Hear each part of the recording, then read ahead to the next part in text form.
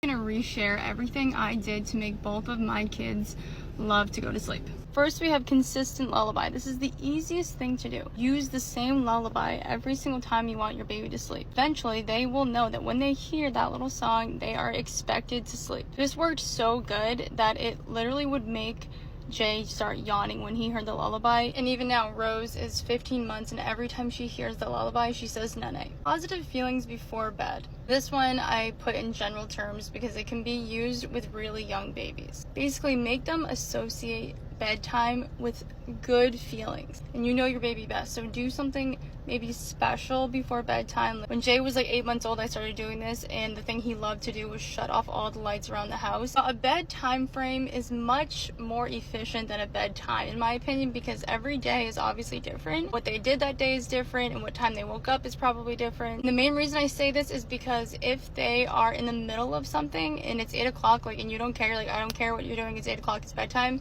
that's going to make them resent bedtime. I always let Rose finish up whatever she's doing. If she's having a really good time, if she's happy, I'm not going to force her to go to bed just because it's time to. Never use bedtime as a threat, or else they will look at it as a negative thing. Because I really love to take advantage of the fact that Rose has never been here before. I say that all the time, and people like think it's funny, but I'm like, not kidding. They've never been here before. They don't know that most kids don't like going to bed. I don't think a lot of kids hate bedtime until parents start saying things like, you better stop or you're going to bed. Obviously, they're thinking, oh my gosh, bedtime isn't a good thing if they're using it as a punishment. Rose being 15 months, when it's bedtime, I say, oh my goodness, it's night time, you get to go in your bed now. I don't hype it up like too much because I don't want her to think much of it, you know what I mean? I don't want it to be like a whole event, but I just make it an exciting part of her day, just like playing, just like anything else I would be excited about. It's exciting to go to bed. If your baby is over the age of 1, you can leave something in their bed at all times that is going to make them want to go in there. Jay, I did give him his bottle in his bed, and that made him want to go in there, and then I weaned him off of that, and then we did a binky, and he only got his binky in his bed, and that made him